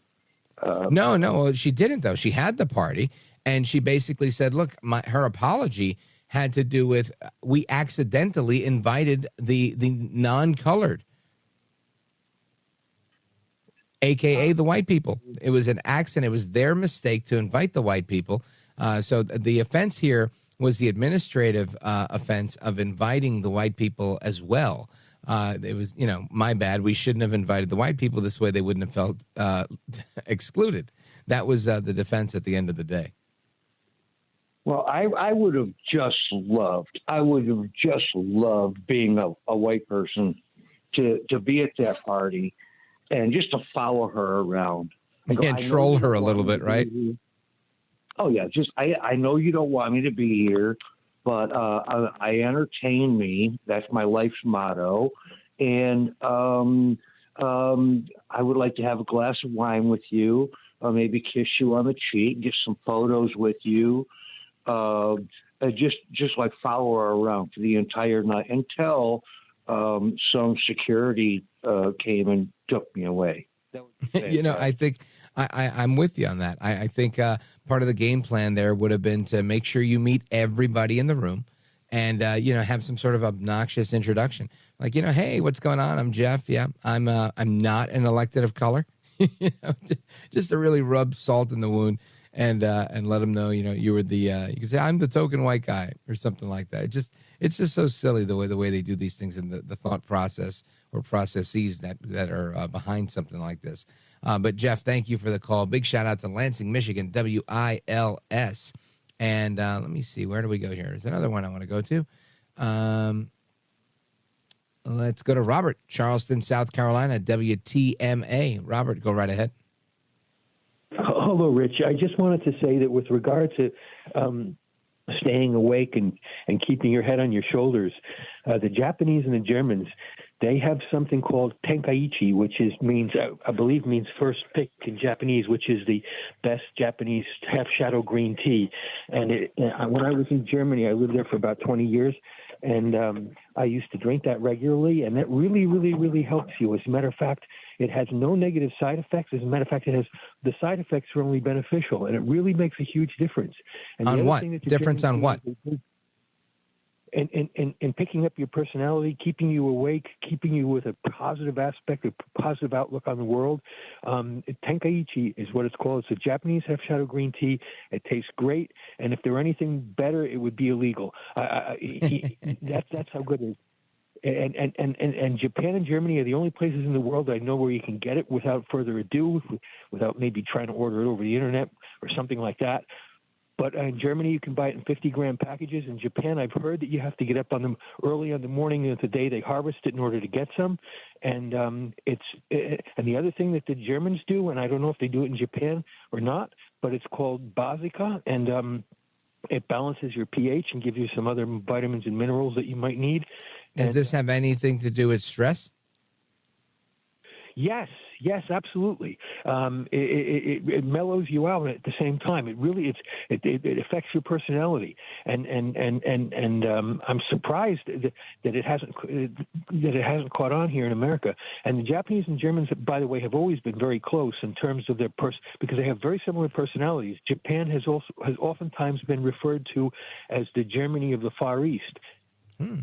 I'd never heard that, but thank you for sharing it with us, Robert. I'm going to keep my eyes out for some achagichi Japanese German tea that'll make me feel like a superstar. Thank you, brother. I appreciate it. Big shout out to WTMA. Let's see. We got time for one more. Let's go to Jim, Chicago, WGN. Jim, go right ahead. You're on with Rich Valdez. Hey, thank you. I'm for pro-life. There's no doubt about that.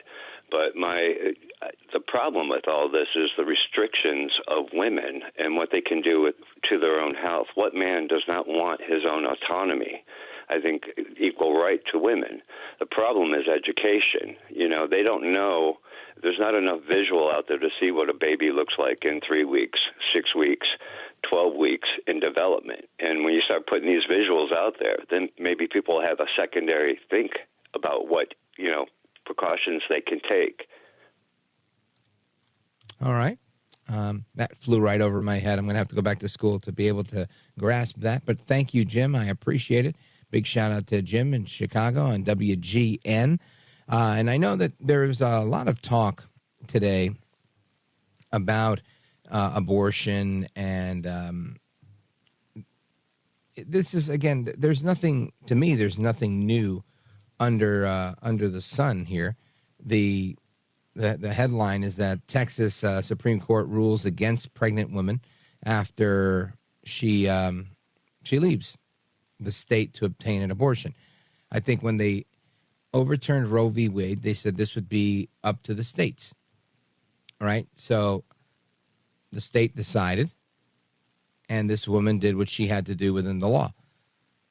I personally do not have a problem with this. I really don't. Apparently some people do. I don't. I think, if you live in a state where they've made it legal, great. That's on you. I don't like it. What am I going to do? Right? I mean, people like it. This is one of those things where I don't have a vagina.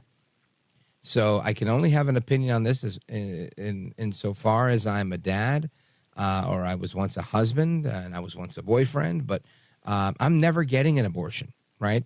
And I would never sign off on a baby that was in the womb to be aborted. It's just not something I would be comfortable with. But I do believe in people deciding their fate. And if people have decided in Texas that that's what it is, then it is. And if those individuals have the right to get it done in a different state, then they do that. And it's that simple to me. If the people in that other state feel like that state's too liberal, then work on fixing those laws. But that's where I am with that. I don't think it's a good thing. I don't see the benefit of offering this service en masse the way they do.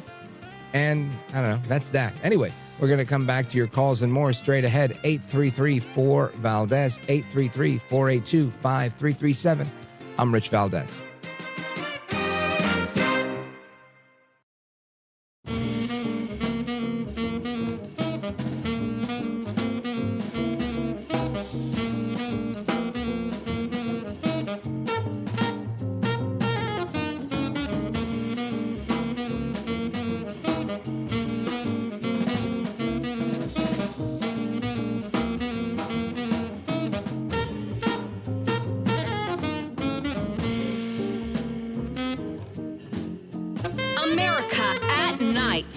With Rich Valdez.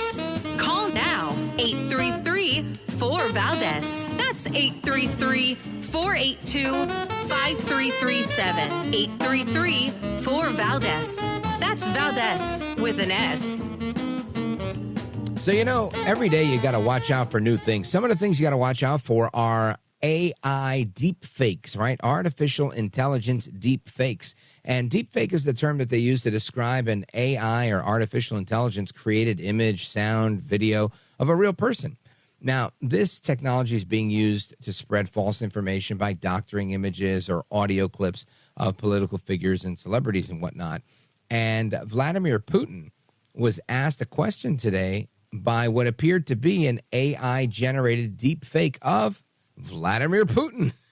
Right? It was himself asking a question. As if a body double was asking a question during this Q&A session with the public today. Now, Putin held his annual phone-in with the Russian public. It's kind of like a talk radio show that he does once a year. And he combined that with his end-of-the-year news conference. And one of the questions he got was from himself, saying, Mr. President, good afternoon. I'm a student studying at St. Petersburg. And we actually have a clip of this audio with the translation. Listen to this. Mr. President, good afternoon. I'm a student and I study at the St. Peter.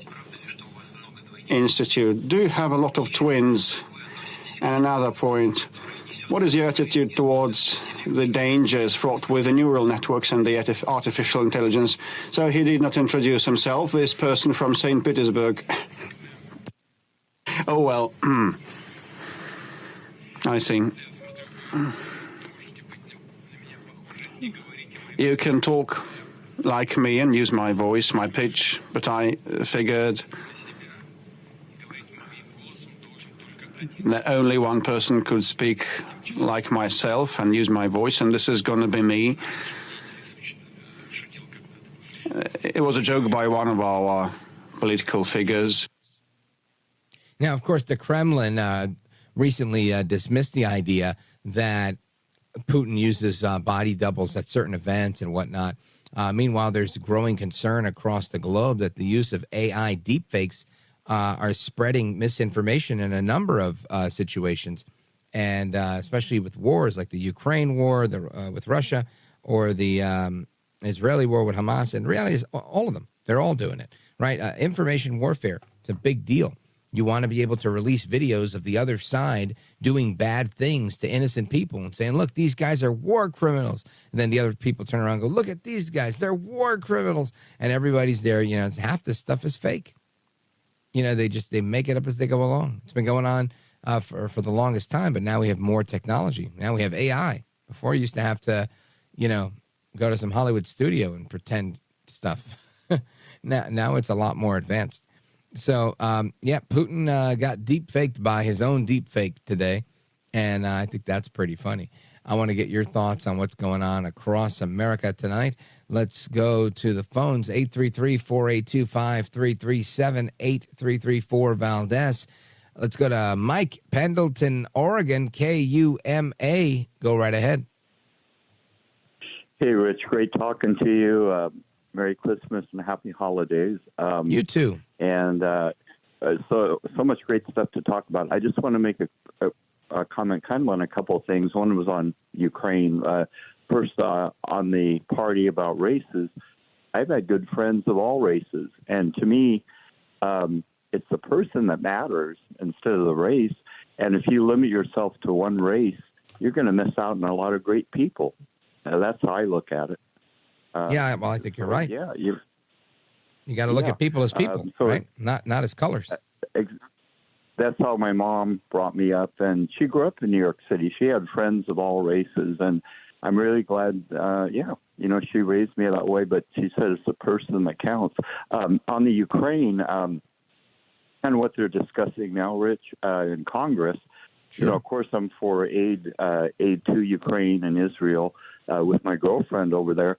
But what would you feel would be an acceptable solution for the border? I know they're trying to come up with that so they could pass the whole package. But I always like to get your input, your opinion on different topics. So how would you feel about a border solution? Good question. I'm not sure exactly what they're proposing. I know they're trying to attach, any spending abroad with spending inside and cuts to other things and whatever. Here's my take. I would say something extreme, and it may not happen, but I would venture to have something where we put a moratorium. I don't know, let's say for every $1 million we give to Ukraine, we have to shut the border down for X amount of days and use like every last bit of manpower to just keep people out of our country so that we have time to process the people that are in the tents, the people that are escaping, the people that are all over. And we have, round the clock protection throughout the border to stop any more from coming in. If we could make a deal where they would shut down the border, then I'd say, all right, hey, look, if we got to send $100 million to Ukraine, then guess what? It's a lot of days. That's a whole year of border closures, something like that. I think that would be the way to go. Michael. Yes, I that's a good idea, I think, Rich. Yeah. I hope Congress will listen to you. Yeah, me too. Every day I hope Congress will listen to me. I think it'll be a little bit better. But that's just me, and I'm full of myself. Anyway, thank you, Michael. I appreciate it, brother. Big shout out to everybody in Pendleton, Oregon, over on the West Coast, listening on KUMA. We'll continue with your calls and more straight ahead. Don't move a muscle. This is America at Night with Rich Valdez. Call now, 833-4VALDEZ. That's 833-482-5337. 833-4VALDEZ. That's Valdez with an S.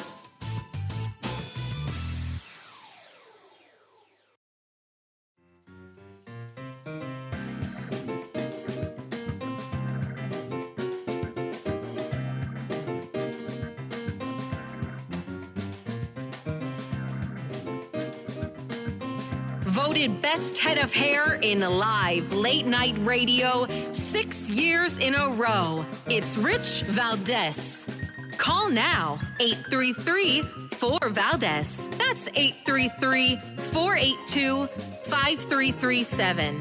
833-4VALDEZ. That's Valdez with an S.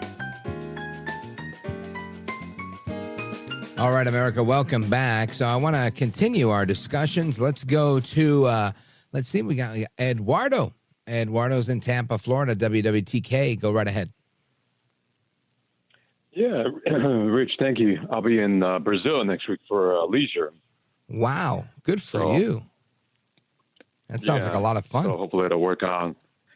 Yeah, so first time there, but... And first travel since post-COVID, and mostly I've just been doing domestic travel. Wow. Well, be careful. Yeah. You got to be careful with the women over there. Some of them are men. Yeah, I want to come back for Christmas. But let me mention the reason I called was I saw this before getting on you. The Boston mayor talking about, well, we can't have any whites at the Christmas party.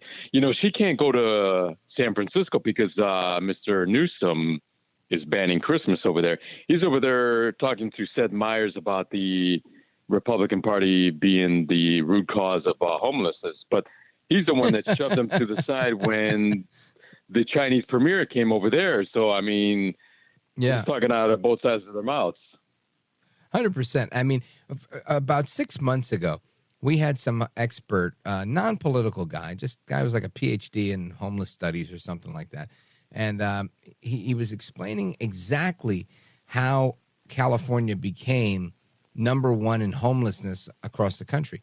Like something like a third of all homeless people are in California, and like half of them in the whole country are in Los Angeles, or vice versa on those stats. But it was something ridiculous like that. And he was explaining, you know, how they got there. And I thought to myself, these are the people we don't want to listen to. Not the guests per se, but I was saying those who made policy, those who thought this was a good idea to just continually overpopulate the underpopulated areas and not do anything to spur job growth or economic activity. Voila, that's what you get. You get a barren land if you treat it like such. And that's unfortunate, but that seems to be exactly what Gavin Newsom's done, Eduardo. Yeah. Merry Christmas, everyone. Yeah. Yeah, thank you, brother. Have a great trip. Tudo beleza. I think you're going to have a great time in Brazil. I've known a lot of good Brazilian people over the years. Godspeed to you, sir. Hope you have a great Christmas. What did they say? I think they say Bon Natal. Anyway, let's continue. Let's go to... let's see here. Paul, Boise, Idaho. Go right ahead. Thanks for taking my call, Rich. You bet. A couple of things. I'll be as quick as I can. One, you're talking about stress reliever for men. I find that this time of year, it is stressful for me. I belong to a 12-step club. Well, it's a program, but I call it a club. Yeah. And I double and triple down on my spiritual help that I can get by going there and mixing with other people with the same afflictions and talking about them and getting out of myself. Smart idea. I go a step further. find somebody or some situation like an institute or a situation for a family that could use some financial help, or some maybe purchase some presents for them so that their kids could have Christmas, and do it on the down low so that you don't get any personal credit for it, but you can walk away knowing that they're getting some help that they desperately need at that particular time of the year. So you don't take credit for it, but you do it anyway. I think it's a great idea. I'm just thinking about, who I could do that for if I'm able to do that. I think that's very personally gratifying for oneself, and also selflessly gratifying, right? You're helping other people to do well. And I think that's a good idea. When you're faced with stress, holiday times, whatever it is, for me, I like to eat, right? And I struggle with this. I like to eat like I'm 400 pounds. I like to eat. We're talking about arroz con gandule and, just everything that's extremely high carb, high fat, you name it, I want to eat it. And if I ate the way I'd like to, I'd probably weigh 300 pounds. And I was almost there. When I started my weight loss journey, I was 269 pounds, got down to 199 pounds.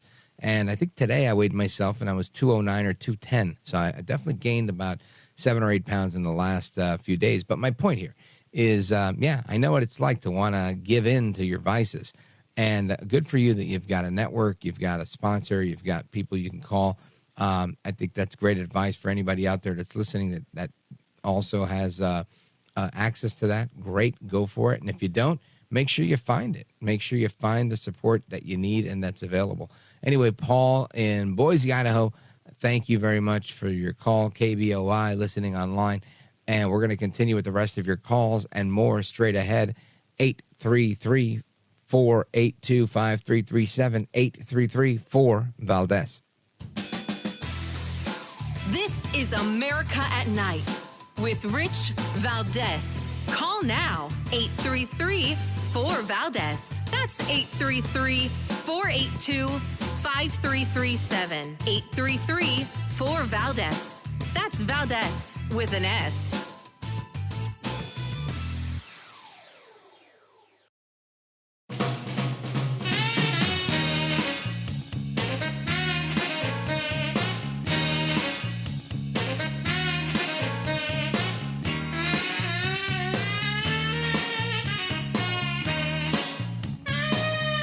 America at Night with Rich Valdez. All right, America, welcome back. We come back to your calls. Let's go to Jane, Saratoga, New York, WGDJ. Jane, what's going on? Hey, Rich. No, I just wanted to mention, you talk about the men feeling stressed a lot, and they, from the beginning of time, from the time a guy is like 4 years old, he's told, you're the strong one. You're the one who's going to be in charge. There's a lot of responsibility put on men, and I think women and children, their families, mothers, sisters, they need to look at men too and stop during the day when you see the man you live with, stop and say, how you doing? I just want to thank you for who you are. And say things like that and make the other person feel. You know what we used to do with my husband? My husband had a temper, and the agreement was, okay, if you're feeling off the rails, write a note on the refrigerator and say, I'm really stressed. Somebody hug me. And we would read the note, and we would go and hug him. And that worked. It really does work with people. Jane, I agree. I think it's important to acknowledge people. And I also think it's a thing, right? It's a real thing. Even me in my own life, I think about, I get up every day and I talk on the radio. Some people think, oh, this is a big deal. Some people think, whatever. I tend to think my job's a lot easier than many people, but I realize it's hard for many people to do. I do get that. But I also think, I think that I use telephone lines, fiber optic cable, that I would not know how to lay if you put a gun to my head, right? People that climb poles 15, 20, 30 feet in the air, people that are in tunnels, digging holes and trenches beneath, just so that I can have the broadcasting capability that I have. And I think that's remarkable. And I'll tell you, whether it's sexist or not, I've never seen a woman do that job. I'm not poo-pooing women. I'm just saying it's men that do that. It's men that go on these big cranes that build these buildings that are skyscrapers in New York City.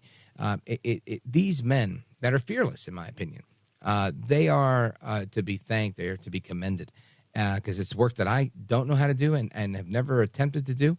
Don't know how to do it, and I wouldn't know where to start. And I say, salute to them. So I understand that there's a high degree of stress there. I also realize that, when you have a significant other, whether it's your wife or your girlfriend, it takes men a longer time, I believe, to get emotionally intimate, if you will, because I think ultimately it goes beyond, oh, she's really pretty, I like her, maybe one day we'll be married or something. I think it ultimately becomes, you kind of subconsciously make a decision that I may have to give my life for this woman one day, and you think of it in those circumstances. Now, I don't know if women look at men and say, oh my gosh, I really like him, I may have to lose my life for him one day. I don't know that they do that. So when you say that there is a unique pressure on men, I have to agree with you. I think that there is, and some of it involves me, some of it doesn't. I think there's a lot of men that are doing a lot of things that a lot of other men wouldn't do, and for that, I salute them. Jane, thank you for your call. I really appreciate it. Good point. And let's go to Jeff, Powell, Wyoming, KPOW. Go right ahead, Jeff, quickly. How are you? And I guess like the pressure's on you because did you ever see that Burt Lancaster movie, Valdez is Coming? Oh, yes, Valdez is Coming. I remember watching that with my dad when I was a kid. I mean, like everybody's afraid of you coming. But anyway, what I was going to talk about is I was a CNA for the state of Wyoming at the Wyoming Retirement Center during the pandemic. And there was a whole lot of pressure put on. I was in a psych dementia ward that was all males, and it was a lockdown unit. It was a lot of pressure because of the mask and stuff. And those guys were all Vietnam vets. Like, I think the only thing I could have thought to do worse to them would have been to put on little black pajamas and a black boonie hat and acted like a Viet Cong with an AK-47. That's tough. Jeff, it's difficult to be around that population, but Godspeed to you for attempting to be there for them. I know that it's just not always easy for people to do that. What was the ultimate effect on you? 30 seconds. They were my heroes. And I felt I owed them because I was too young to go to Vietnam. My dad was a World War II Marine. All right, Jeff, I guess the music scared you. Well, thank you for your service, for your dad's service. I appreciate it. And folks, we'll be back tomorrow. Until the next time, hasta la próxima. You take care. Good night, and God bless America. I am Rich Valdez.